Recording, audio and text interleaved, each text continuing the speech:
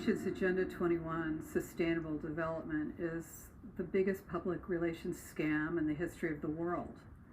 It's the blueprint. Agenda 21 is the blueprint. It's the action plan to inventory and control all land, all water, all minerals, all plants, all animals, all construction, all means of production, all education, all energy, all communication, all law enforcement, all information, and all human beings in the world.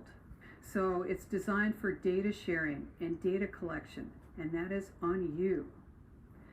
The plan itself is, it's what I call the green mask. It's actually the hijacking of the environmental movement. Of course it looks good. If it didn't look good, you'd never go along with it. It has to look good. So the rhetoric for it is phenomenal. It's green, it's vibrant, it's walkable, it's bikeable, it's saving the planet. But when you have a global plan, when you're looking at a plan to, control the entire planet and everything on it, you've actually got to make people go along with that plan. And that's not an easy thing to do. So the way you do it, there are two elements to this plan that make it possible. And one is climate change, and the other is terror. So, of course, the war on terror is a war on you. And climate change is a plan to terrorize you. The story of climate change, whether it's real or not, whether man-made climate change is real or not, it would have been invented because it's just so useful to implement this plan. If you're terrorized, if you're thinking that there's just no way that we can continue life on the planet as it is because we're literally destroying the planet itself, well, you're more easily managed, controlled, and surveilled because you're going to actually ask for that. That's what you're there for. You are simply there to make this plan possible because everything that you're doing now, every bit of human activity on this planet now is simply superfluous. You're superfluous to the management of the planet at this point. And in fact, if you think about this plan as an extension or a continuation of the Nazi plan of purifying the race, the eugenics plan, the Fabian socialist plan, the idea that human beings can be culled and that you can look for people of value and then utilize them. Well, we're in the perfect moment now. The technological moment that we're in right now has never been seen before on the planet. And now there's actually a possibility that human beings can be completely unnecessary. So at this point in time, what is happening right now is that people who have value are being sought. The entire world is being culled for people who actually can add value. And the rest of us are just kind of useless eaters, people who are spending a lot of money to get a college education that puts us in debt. And in fact, we're learning things like how to control other people, how to implement sustainable development. And we need to be told that story that, hey, this is such a great thing that you're doing. Oh, you're such a cool person. You're making it all possible. You and your green story, you're just so good. And that you need to do that with people because otherwise, they're going to call a halt to what's going on. So it's essential to manipulate the population, and it's essential to control what goes on because if people are not controlled, then they're going to make a revolution. And revolution is bad for business. Okay.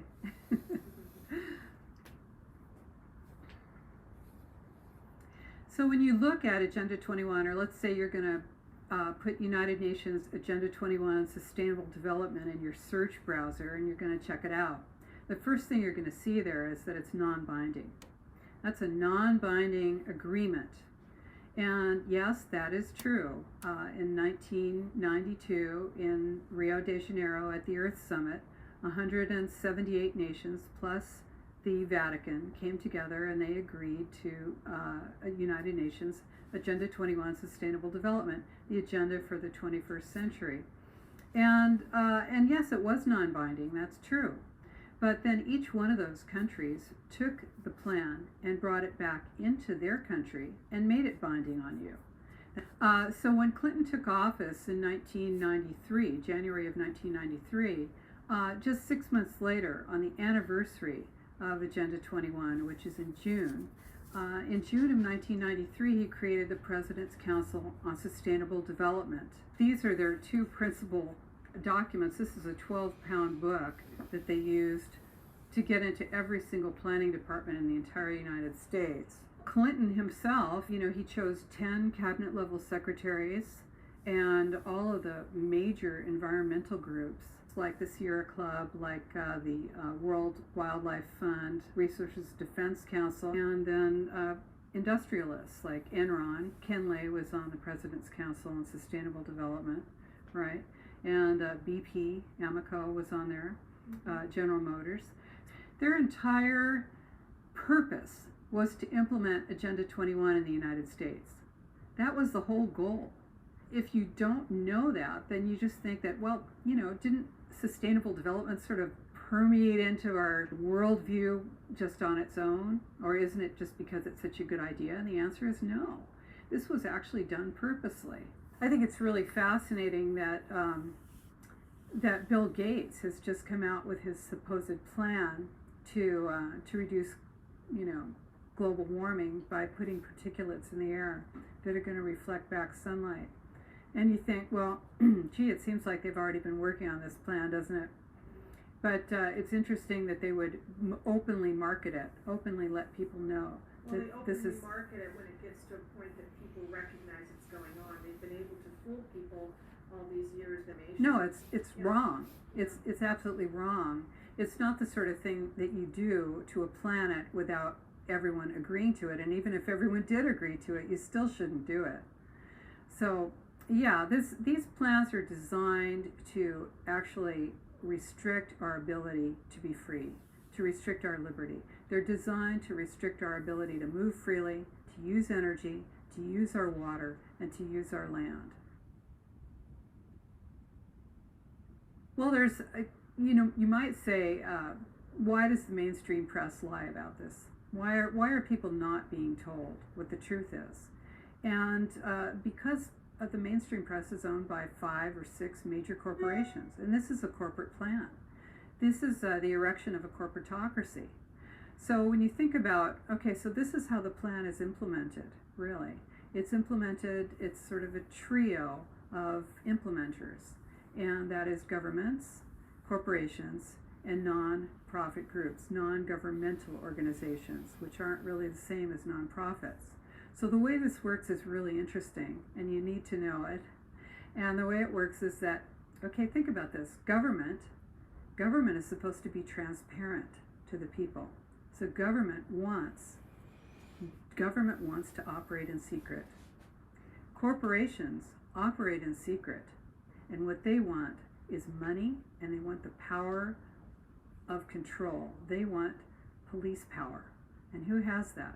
Governments. Governments can make regulations, they can enforce laws, and they have the power to jail.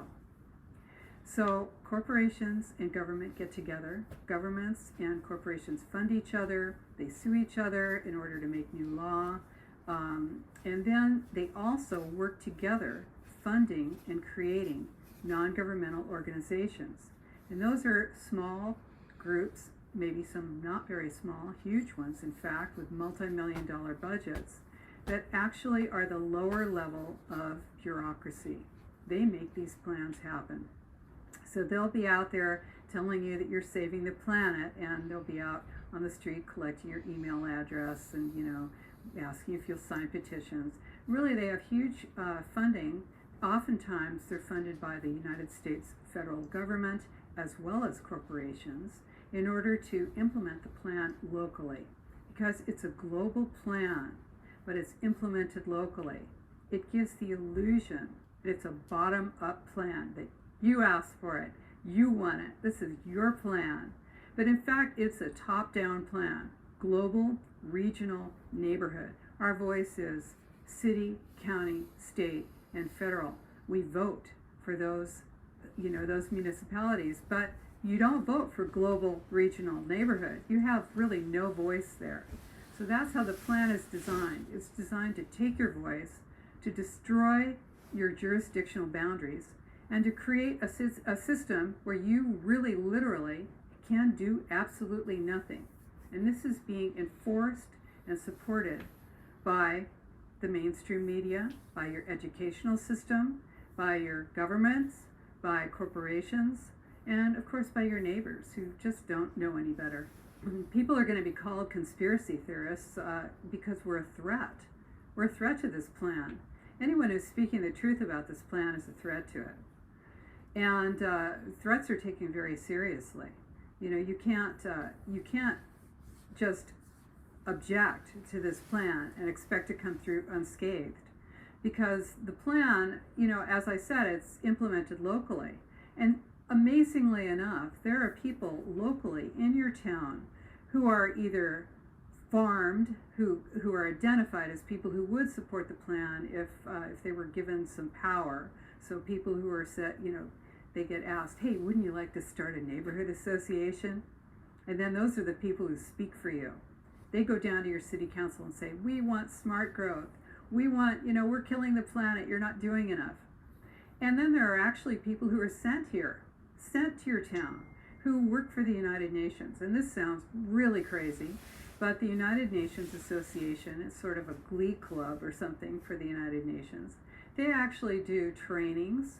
They go into schools and they train students. They suggest that globalization is great, that one world government is great, that nations are terrible, that social equity is what you want. You want, well, if you really want social equity, you don't want borders, because why shouldn't an economic migrant, an economic refugee be able to just come into your country? So these are people who are sent by the United Nations. They're sent by federal agencies to populate areas and actually influence what's going on there. They may end up being people who take over your neighborhood association, who take over your city council, who start speaking for you, and they have an agenda, and they are certainly aware. There are people who are aware of this plan and who will do everything that they can to smear you, to block you, and to stop you from being heard. Well, there are genuine believers. There are people who really think that we're destroying the planet and that they are, they're going to save it. These are people who've been indoctrinated. Your educational system has been working on you since you were in pre-kindergarten, all the way to postgraduate school. So there are people who are just willfully going along with this plan because, well, they think it's a good thing. Then there are other people who are being paid. There's certainly people who are being promoted. They're being moved up in organizations. They're being funded. There are millions, literally many billions of dollars that are being transferred to non-governmental organizations the money is not accountable. There are people who are definitely personally benefiting from spreading information that is actually directing the populations in order to support the plan. There are also people who, sometimes, people, it's amazing how easily people are duped, and amazing how little it takes for somebody to sell out. You can just, give them an award. The mayor can say, "Oh, you're great. We're going to give you some little badge that says that you're a neighborhood leader." Okay, that's all those people need. You give them one of those, they'll do anything you want. So it's not hard. Human beings are easily flattered and manipulated, and everybody likes to feel like they're just part of the team.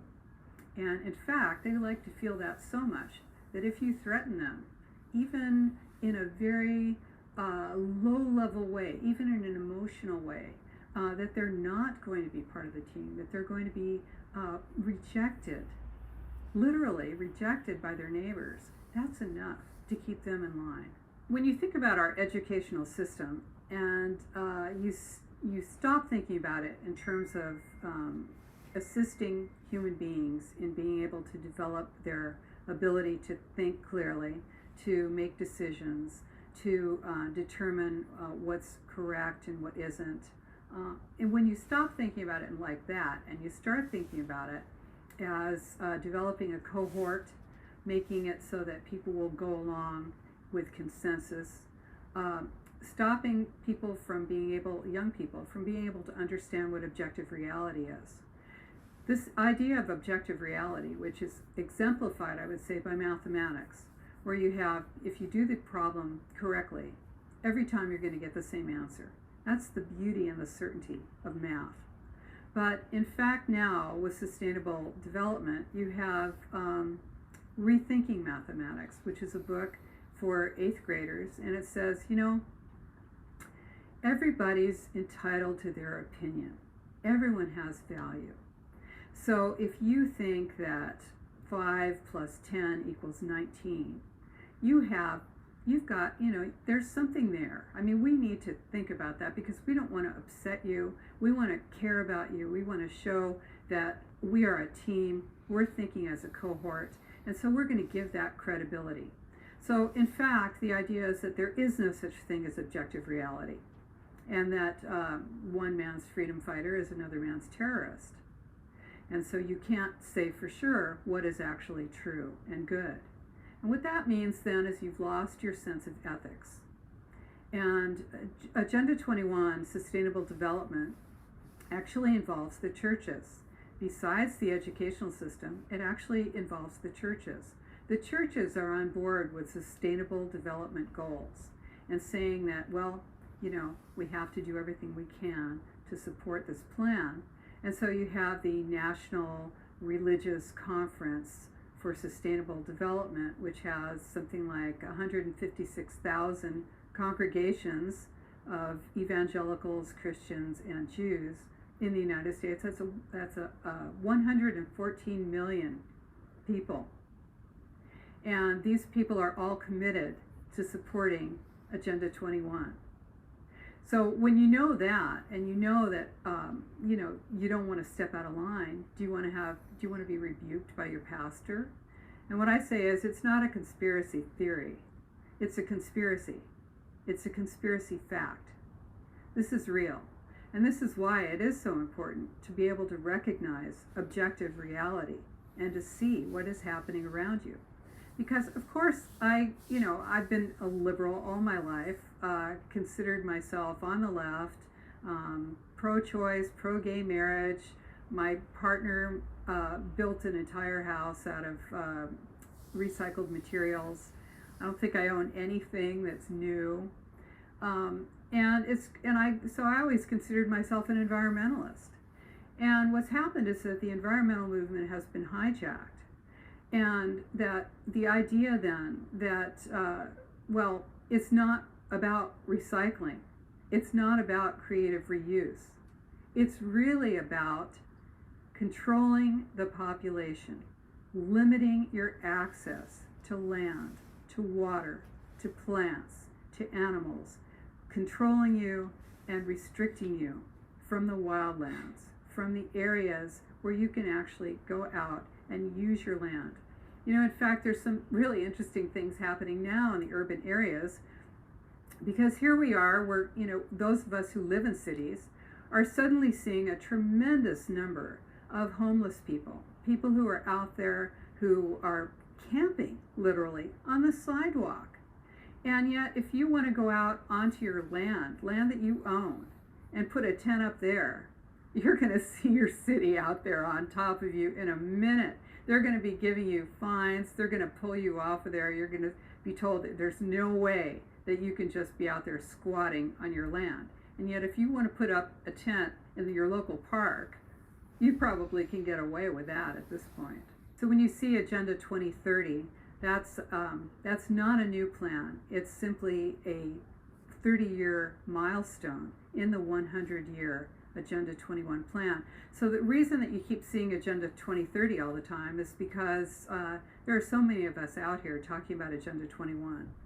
And in order to negate what we're saying, in order to obfuscate us, in order to sideline us, the Agenda 2030 is being picked up as this new thing, so that you won't accept or be looking into any of the incredibly voluminous literature and YouTube videos and everything on what Agenda 21 really is. So don't forget, Agenda 21 is the agenda for the 21st century. A century is 100 years, and Agenda 2030 is a 30-year mark. And they put out a book called Growing Smart, Legislative Guidebook with Model Statutes for Planning and the Management of Change. This is a 12-pound book. This is just the cover. It's a 12-pound book that is in every planning department, every university, every college in the United States that teaches planning. But this is a global plan, so it's actually about the elimination of the nation state. In order to create a global citizen, you need to destroy sovereignty and you need to destroy loyalty to individual nation. Well, the concept of globalism and globalization seems to be so foreign from most of us, because we're doing really great if we can manage our own household. The idea of being able to actually create a one world government seems so foreign, so alien to us, that we just can't conceive of it. But in fact, this is an old plan. You might say it's been the plan since the devolution of the Roman Empire. There's always the plan to control and to unify. Governmental efficiency is all about one. It's much easier to manage a population if you don't have to ask them what they think and ask them for their approval.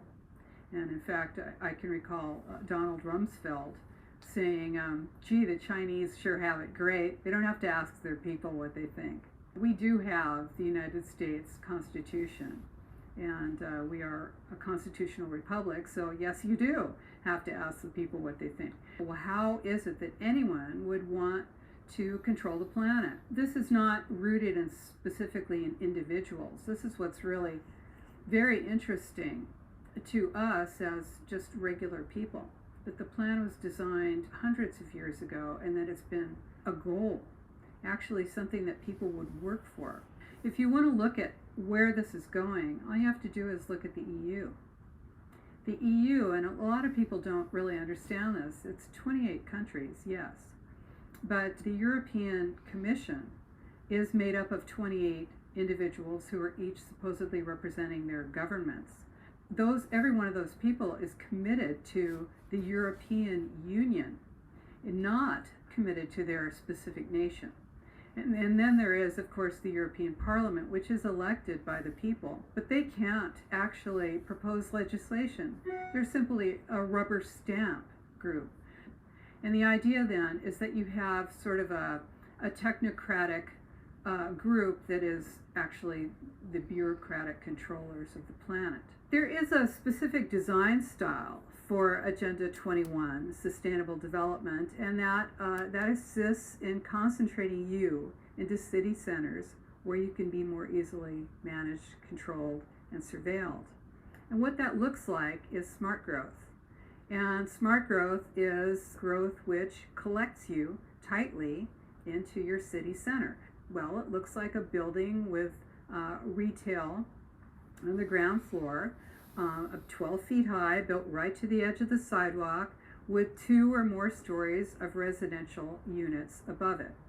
And oftentimes those are apartments, so you're not going to own your unit. And then downstairs on the ground, you used to have a 4-lane street. This goes down the middle of your town.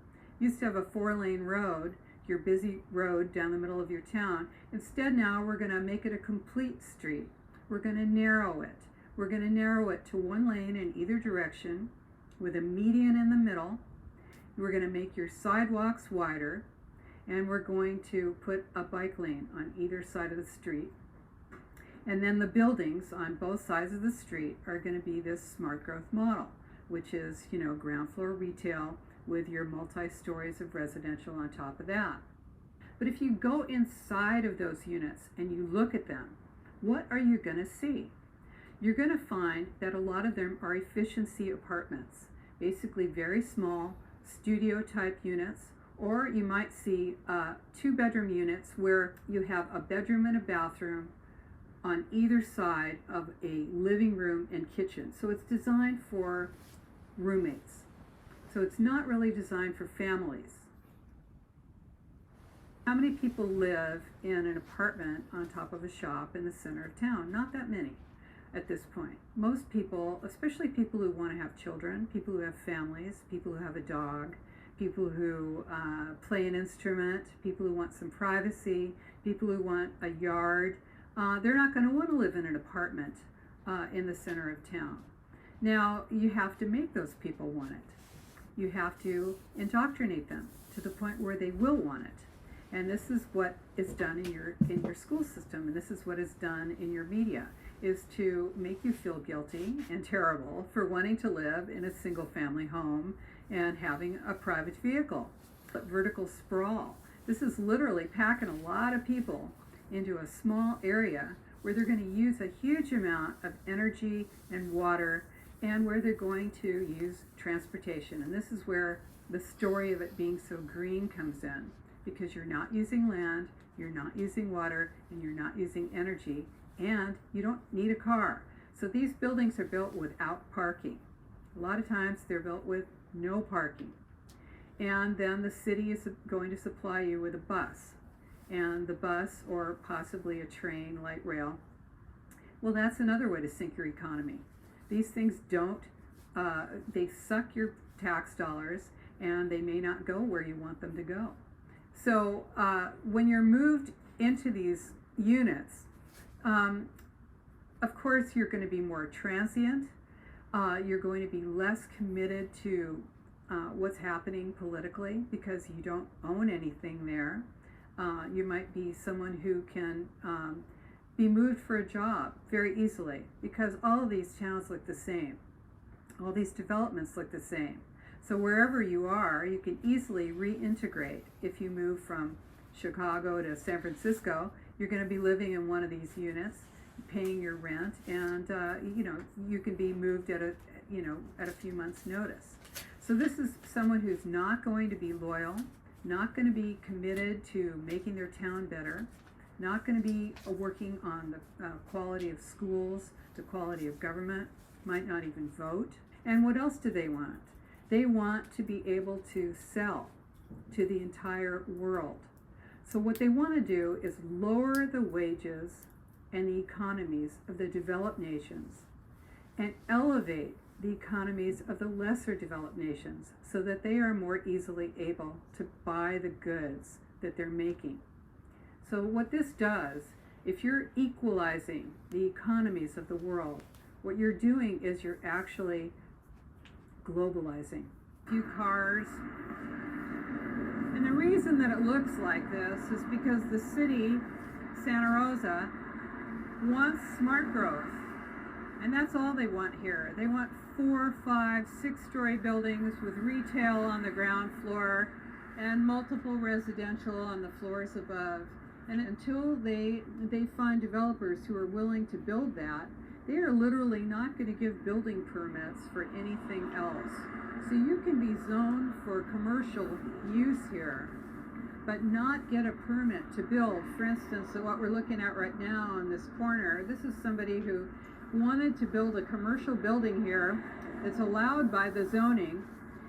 The city said, okay, we'll demo what's there, we'll give you demolition permit, and then the guy did it, demolished the building that was there before, and now they won't let him build anything because it's not smart growth.